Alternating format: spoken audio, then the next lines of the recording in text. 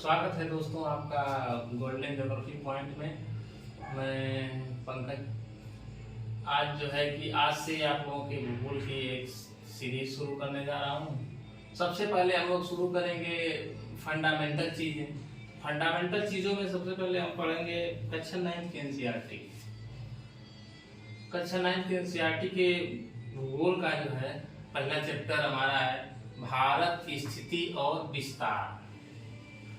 इसमें हम लोग इस चैप्टर में हम लोग जानेंगे कि भारत की अक्षांशीय स्थिति क्या है, देशांतरीय स्थिति क्या है और भारत विश्व में कहाँ पर स्थित है, और जो है कि भारत के आसपास कौन से महासागर सागर है, खाड़ियाँ, ये सब चीजें कौन कौन, ये सब चीजें जो हम लोग देखेंगे।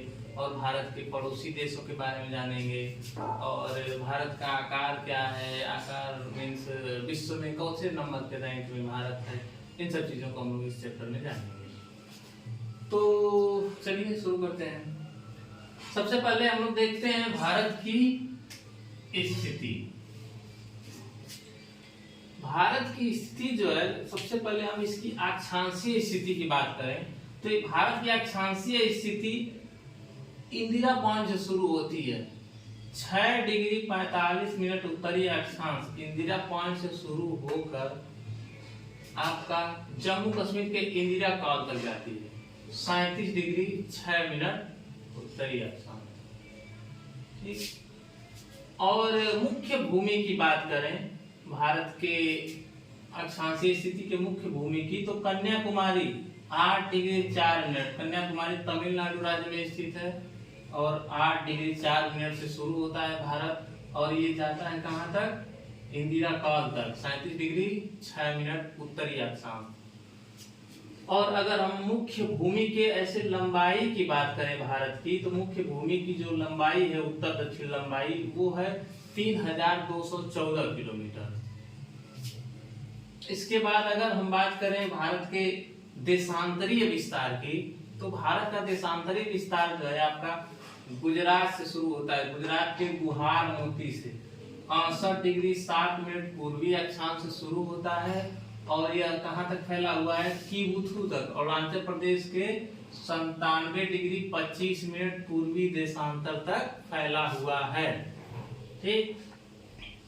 और जो है इसके भारत के भौगोलिक स्थिति की बात करें तो भारत की भौगोलिक स्थिति जो है, उत्तर में इसके महान हिमालय वलित पर्वत है।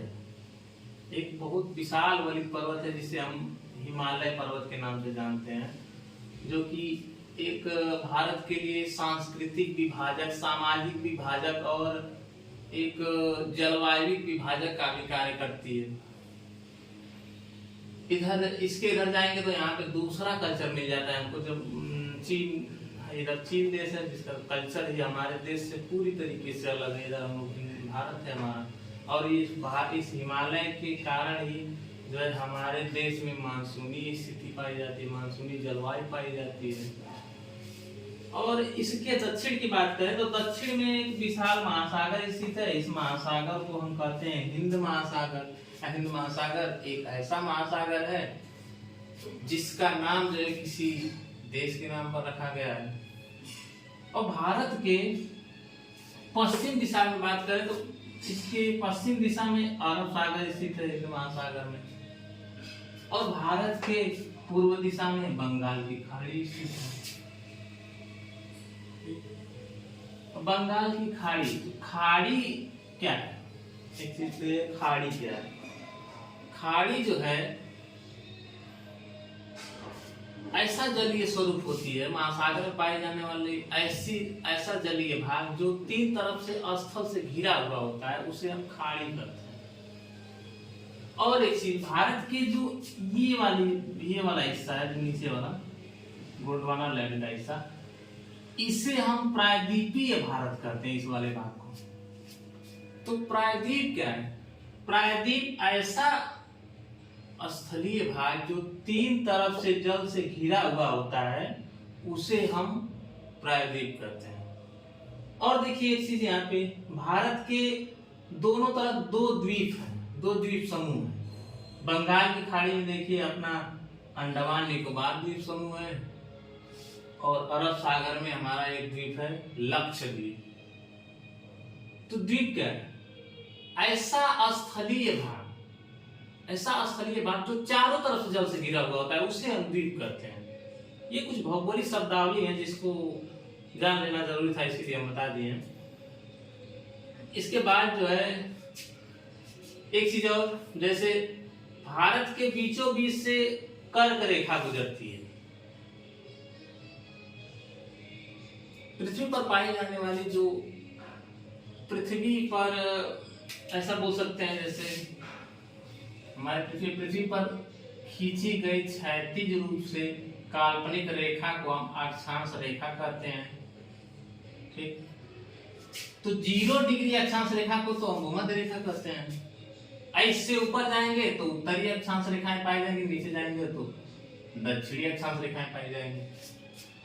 तो 0 डिग्री से उत्तर 23.5 डिग्री उत्तरी अक्षांश को ही हम क्या कहते हैं? कर्क रेखा कहते हैं। कर्क 23.5 डिग्री अक्षांश पर ही क्यों कर्क रेखा है? इसका मुख्य रीजन ये है कि पृथ्वी का झुकाव जो है अपने अक्ष पर 23.5 डिग्री है। तो सूर्य जो है जब भी जाता है, सूर्य का उत्तरायण दक्षिणायन होता है, तो मैक्सिमम उसके उत्तरायण दक्षिणायन जो है 23.5 डिग्री तक ही होता है। इसीलिए जो है कि 23.5 डिग्री उत्तरी और 23.5 डिग्री दक्षिणी को जो है कि हम कर्क रेखा और मकर रेखा करते हैं। ठीक, ये तो हो गया कर्क रेखा। तो कर्क रेखा जो भारत के 8 राज्यों से होकर गुजरती है। पहला राज्य जो है कि गुजरात है, फिर उसके बाद राजस्थान है, फिर मध्य प्रदेश है, फिर छत्तीसगढ़ है, फिर उसके बाद जो है आपका झारखंड है, फिर पश्चिम बंगाल है, फिर उसके बाद त्रिपुरा है, फिर मिजोरम। इन राज्यों से होके कर्क रेखा गुजरती है। ठीक, और भी जैसे कुछ जलीय भाग है भारत के आसपास, जैसे हमारा यहाँ पर इस वाले जलीय भाग को हम कहते हैं कच्छ की खाड़ी। भारत की ये खाड़ी है, देखिए खाड़ी है ना, 3 तरफ से जल से घिरा हुआ है ना, इसीलिए इसे हम क्या कहेंगे? खाड़ी, कच्छ की खाड़ी। देखिए एक और भाग है जो 3 तरफ से जल से घिरा हुआ है, इस वाले भाग को हम खंभात की खाड़ी कहते हैं। ये कच्छ की खाड़ी हो गई, ये खंभात की खाड़ी हो गई। और यहां पर मन्नार की खाड़ी है। भारत के जलीय भाग में यहाँ पर मन्नार की खाड़ी है। इसके बाद जो है देखिए, ये इधर भारत की मुख्य भूमि है और इधर जो है ये देश है, इसका नाम क्या है? श्रीलंका। ठीक, तो भारत और श्रीलंका के बीच से जो जलीय भाग है, जो बंगाल की खाड़ी और मन्नार की खाड़ी को जोड़ता है, इसे हम कहते हैं पाक स्ट्रेट। पाक स्ट्रेट या पाक जलडमरू मध्य। ये जलडमरू मध्य क्या है? जलडमरू मध्य या स्ट्रेट जो होता है वो 2 बड़ी बड़ी जलराशियों को जोड़ने वाली एक नहर के समान हिस्सा होता है। जैसे दोनों तरफ दबाव, देखिए इधर भी स्थल, इधर भी स्थल, इधर बड़ा जलभाग, इधर भी एक बड़ा जलभाग है, इन दोनों को जोड़ रहा है, इसीलिए इसे हम क्या कहते हैं? स्ट्रेट या जलडमरू मध्य। ठीक, तो ये तो हो गई। फिर इधर आ जाएंगे तो बंगाल की खाड़ी मिल जाएगी हमको। ठीक, तो भारत का जो विस्तार है या स्थिति है, उत्तर में हिमालय से शुरू होता है, दक्षिण में कन्याकुमारी, अगर हम सागर की बात करें तो बंगाल की खाड़ी में इंदिरा पॉइंट तक जाता है, और जो है कि इधर बात करें पश्चिम दिशा में तो गुजरात के गुहार मोती से शुरू होकर अरुणाचल प्रदेश से कीबुथु तक फैला हुआ है। ठीक, और भारत जो है बहुत भौगोलिक विविधता वाला देश है। जैसे यहाँ पर ऊंची ऊंची पहाड़ियां हैं, उसके नीचे आएंगे तो उत्तरी भाग थोड़ा सा दक्षिण में आएंगे तो हमको यहाँ पे मिलेगा विशाल मैदान मिलेगा। इधर सिंधु द्वारा निर्मित मैदान है, फिर गंगा है उसकी सहायक नदियों द्वारा निर्मित मैदान है, फिर इधर जो है कि ब्रह्मपुत्र उसकी सहायक नदियों द्वारा निर्मित मैदान है। तो विशाल मैदानी भाग। नीचे आएंगे तो एक प्राचीन भूखंड मिलेगा प्रायद्वीपीय भारत का। प्रायद्वीपीय भारत के प्राचीन इस भूखंड को हम जो है कि ये गोंडवाना लैंड का भाग कहते हैं, क्योंकि ये गोंडवाना लैंड का भाग है। वो अब गोंडवाना लाइन क्या है आगे हम बताएंगे। ठीक, तो ये चीजें हैं, ये भारत की स्थिति। ठीक, उसके